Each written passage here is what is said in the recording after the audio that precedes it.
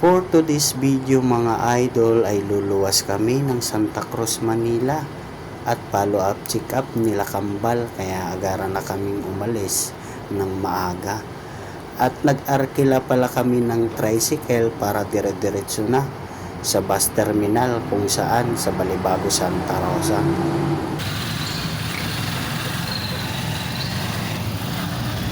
At ayan na nga mga idol, pagkadating nga lang namin ng bus terminal at ang dami na ng tao at haba na ng pila.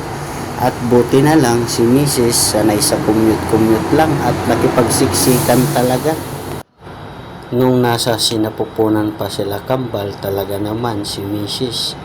mag-isa lumuluwas para sa check-up niya. Kaya ganyan, sanay na sanay siya sa biyaheng ganito.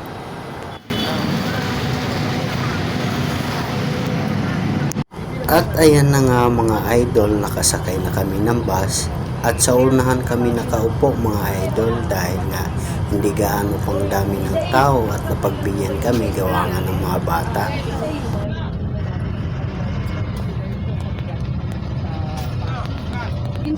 At ari na nga kami sa LRT ngayon mga idol at nag-aabang na naman para sa pangalawang biyahe. Patayuman Station kami ngayon mga idol.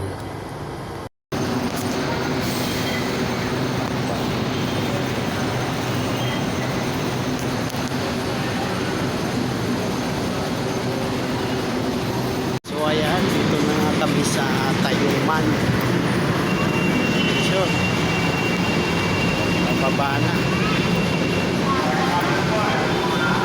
Tayuman, Nakatayuman.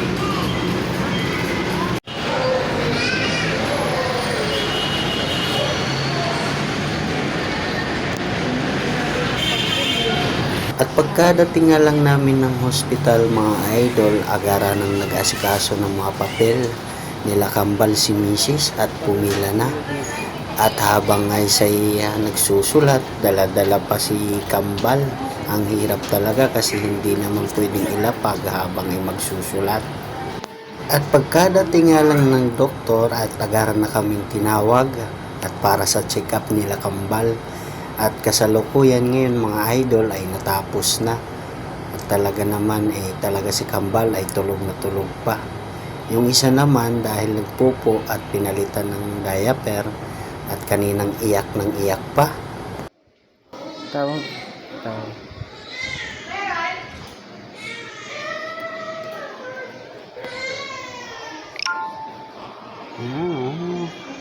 At pagkatapos nga lang ng check-up nila Kambal, agara na kaming bumaba sa 3rd floor mga idol at nag-asikaso para sa newborn screening nila Ambal.